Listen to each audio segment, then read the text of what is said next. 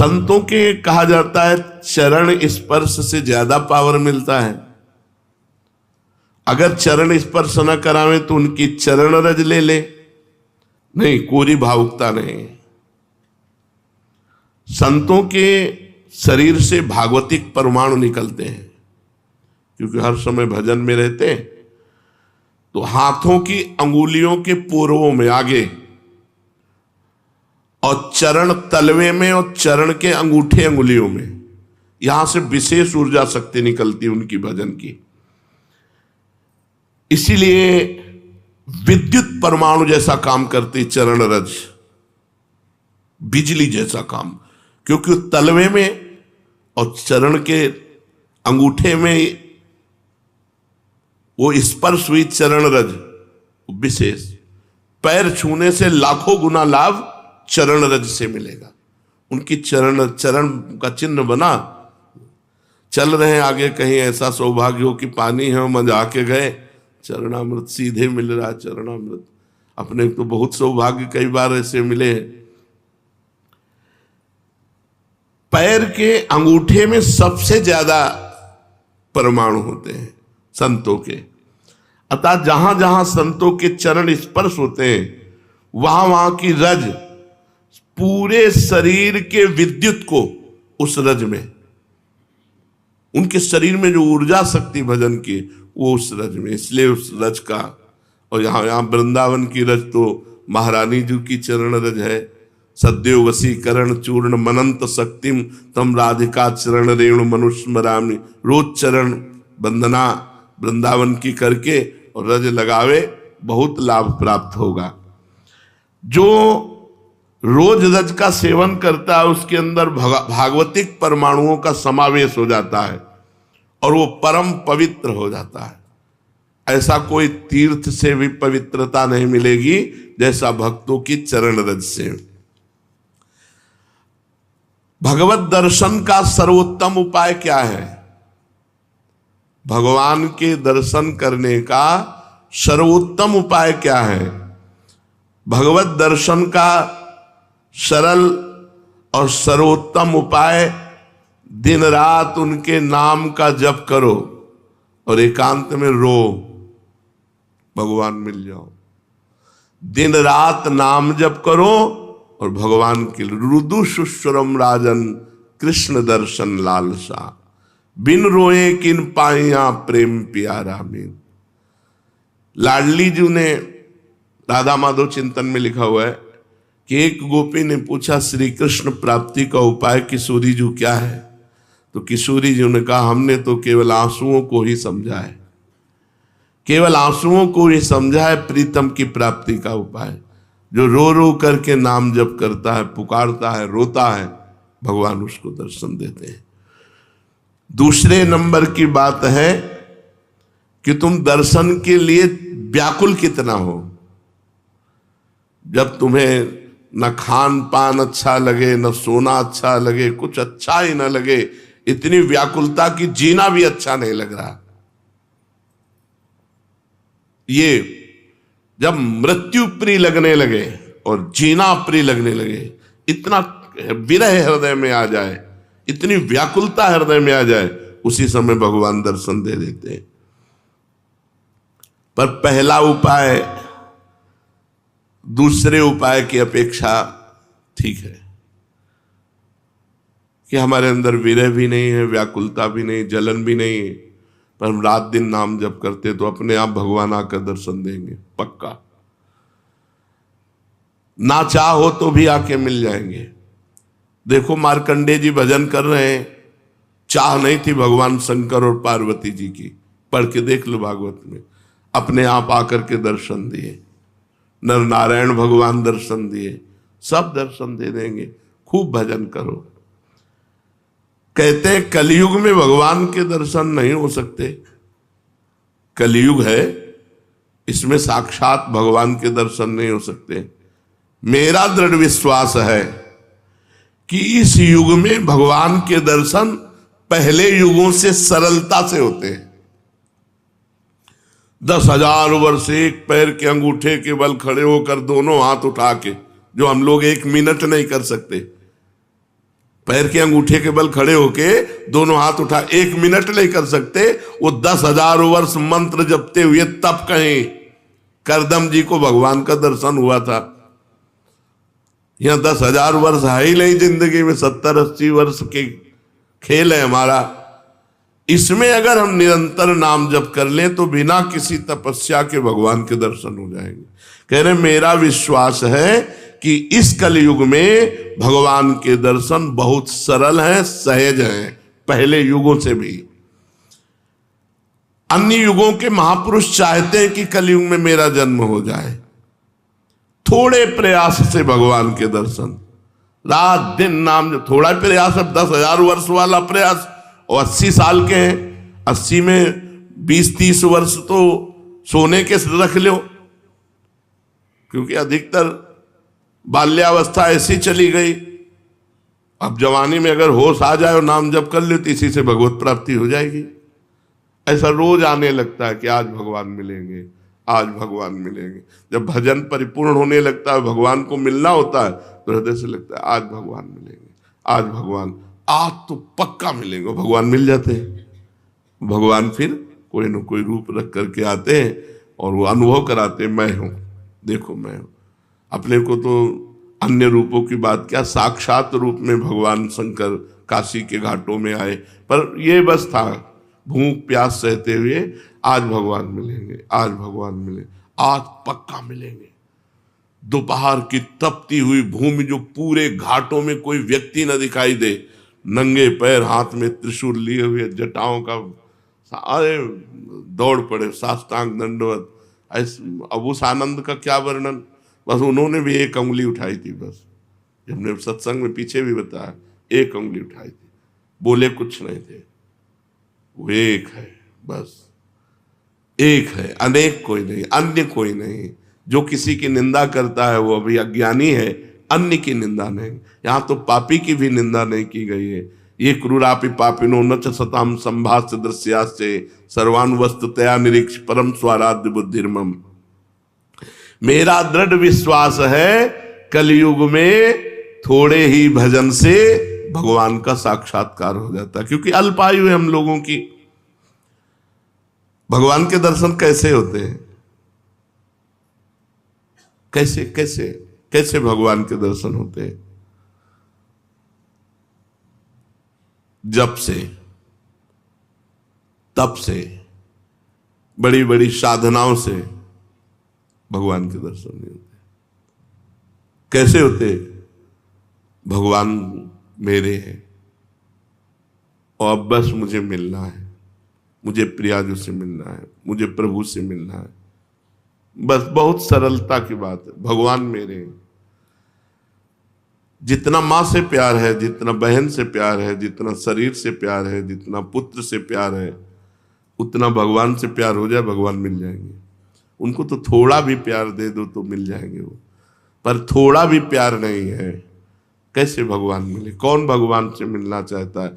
किसको व्याकुलता हुई? कौन रात भर जगा भगवान से मिलने के लिए? कौन कई दिन भूखा रहा भगवान से मिलने के लिए? तो ये बातें हैं। सबकी ममता ताग बटोरी, मम पद मन ही बांध बर डोरी। अब प्रभु के सिवा मेरा कोई नहीं, मेरे तो गिरधर गोपाल, दूसरों न कोई। हृदय व्याकुल है प्रभु के मिलने। वो इतनी तक तो पहुंचना ही नहीं पड़ता, इसके पहले ही वो हृदय और मानस में छाने लगते हैं, फिर साक्षात्कार तो अपने आप हो जाता। इतना नहीं पहुंचना पड़ता, मारो नहीं, सहज सरल आनंद, व्याकुलता आनंद भरी।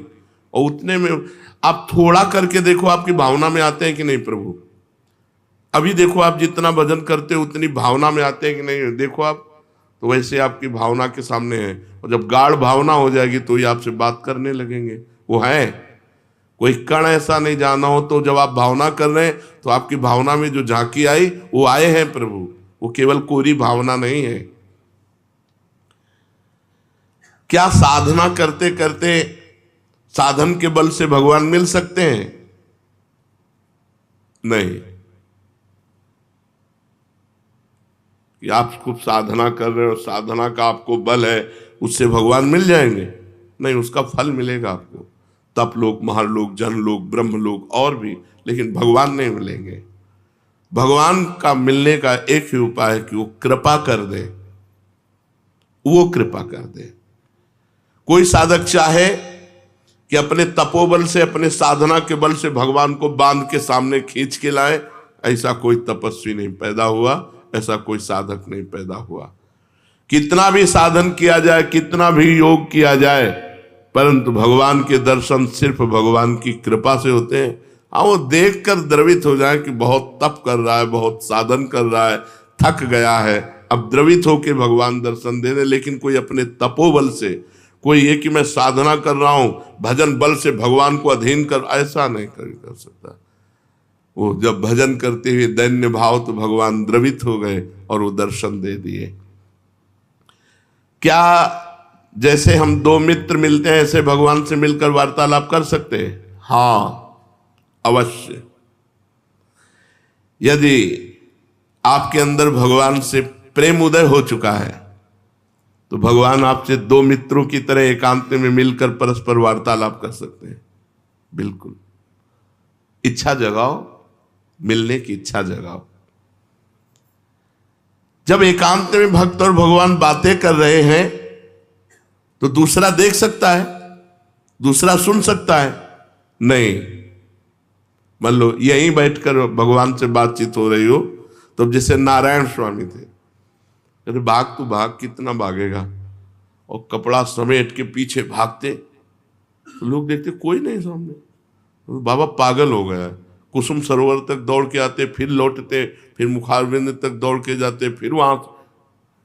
जब प्रेमी जनों ने पूछा तो बोले हमारी उसकी छुआछुई हो रही, वो देखो सामने दौड़ रहा है, मैं उसे पकड़ रहा हूं। लेकिन सबको लगता कि पागल हो गए हैं क्या, दौड़ रहे हैं। कहते भाग तो कितना भागेगा, आज मैं पकड़ के छोड़ूंगा, और सामने कोई है नहीं। तो लोग पागल ही तो समझते थे, तभी भक्त को एक पागल संज्ञा दे दी जाती है।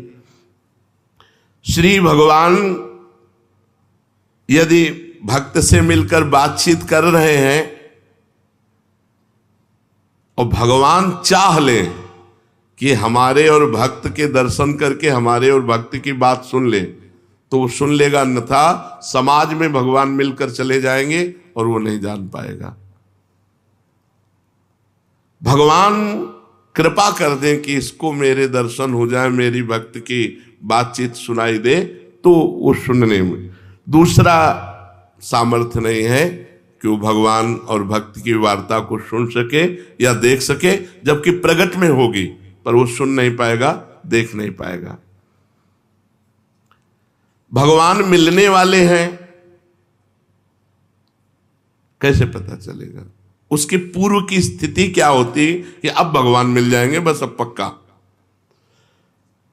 भगवान के साक्षात्कार के पहले उसे स्वप्न में भगवान मिलेंगे, स्वप्न में भगवान का आना होगा।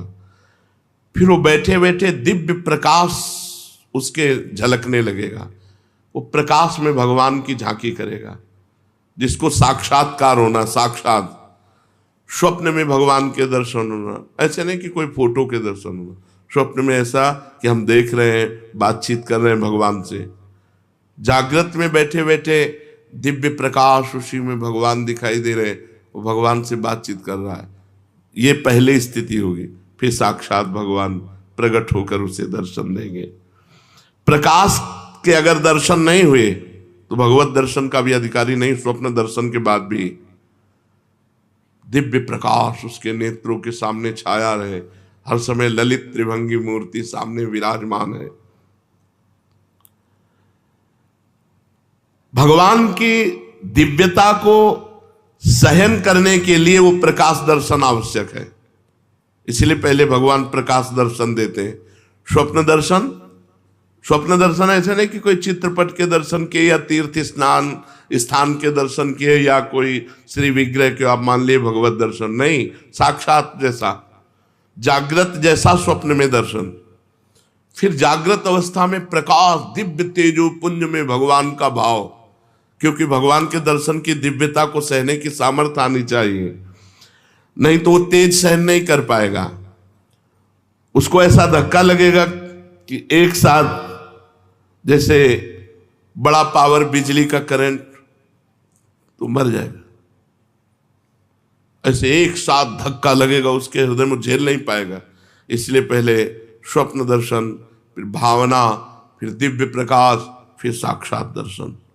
साक्षात दर्शन ऐसे भगवान के, ऐसे कोई जिसको समझाने के लिए बिजली का भारी करंट मार दिया जाए, झटके में वो बस ऐसे। भगवान अनंत सामर्थ्यशाली। कहते हैं तुम घर सजाओ भगवान आएंगे। हाँ, तो मन का घर, ये बाहर वाला घर सजाने से नहीं कि बाहर आप खूब सजा दो लीप पोत के, तो भगवान यहां मन रूपी घर को, मन से संसार रूपी कूड़ा निकल जाए, दैवी संपदा आ जाए, मन मंदिर बना लो, मन सजा लो, मन के दुर्गुण हटा लो, मन को संसार से खाली कर दो, भगवान आ जाएंगे। मन रूपी घर को सजाना। क्या भगवत प्राप्ति प्रारब्ध में लिखी है कि तुम्हें जाओ इस जन्म में भगवत प्राप्ति हो जाएगी? नहीं। भगवान का भजन संत समागम के द्वारा प्रारंभ होता है, और भजन के द्वारा हमारा भाग्य नया निर्माण होता है भगवत प्राप्ति का। वो पूर्व जन्म से नहीं होता कि अगला जन्म तुम्हें भगवत प्राप्ति हो जाएगी, वो भजन से होता है।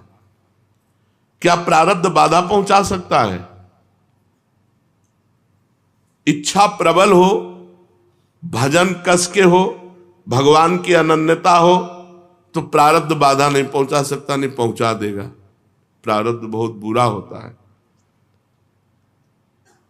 जिसे मान लो दोनों किडनी फेल, डायलिसिस, बड़ी समस्या, बड़ा परेशान, पर भगवान की कृपा से चल रहा है, साधन भी चल रहा है जो भगवान चला रहे हैं। जैसे अगर बताओ प्रारंभ में ये हो जाता, मान लो भजन शुरू किया, प्रारंभ हो गया, मार दिया ना प्रारब्ध ने, तो प्रारब्ध बाधा पहुंचा सकता है भगवत प्राप्ति में, यदि भगवान की अनन्यता न हो, भगवान की शरणागति न हो, भगवान का भजन न हो। भगवान की अप्राप्ति के संताप का क्या स्वरूप है? जिया ना जाए। भगवान के अमिलन में, भगवान के बिछोह में एक एक निमेष युग के समान लगने लगे। ऐसा नहीं लगता, इसीलिए भगवान नहीं मिलते। अभी खाना पीना अच्छा नहीं, खान पान ते भावे है, नहीं कोमल वसंत सुहावे, सब विषय लगे ते खारा है, हरि आशिक का मग न्यारा है। भगवान की लीलाओं में प्रवेश कब होता है? ये तो भगवत दर्शन की बात रही। भगवान की लीलाओं में कब प्रवेश होता है? जब भगवान की अखंड स्मृति जागृत हो जाती है, हर समय भगवान नाम चल रहा है, और वो सर्वदा भगवान की लीलाओं का चिंतन करता रहता है। अपने इष्ट की लीलाओं, अखंड स्मृति और लीलाओं का चिंतन, और उसके अनुसार अपने स्वरूप को देखता रहता है। जैसे अपने लोग सहचरी भाव, भगवान सत्य हैं, सदा हैं, सर्वत्र हैं, इसलिए जैसी मन में वो लीला चिंतन करता है, जैसे ही भावना उसकी पुष्ट होती है, भगवान उसे अपने लीला का द्वार खोलते हैं कि अब तुम्हें कल्पना करने की जरूरत नहीं, भावना करने की जरूरत, आओ देखो ये लीला दर्शन करो। वो लीला में प्रवेश कर जाता है, और प्रत्यक्ष की तरह सब लीला प्रसंगों में वो स्वयं सम्मिलित रहता है। जैसे हम ऐसे देख रहे हैं, ऐसे प्रत्यक्ष की तरह, भावना नहीं केवल, वो तब होता है अखंड स्मृति, लीलाओं का चिंतन और स्वरूप का बोध, अपने स्वरूप का बोध, सहचरी स्वरूप, गोपी स्वरूप, सखा स्वरूप।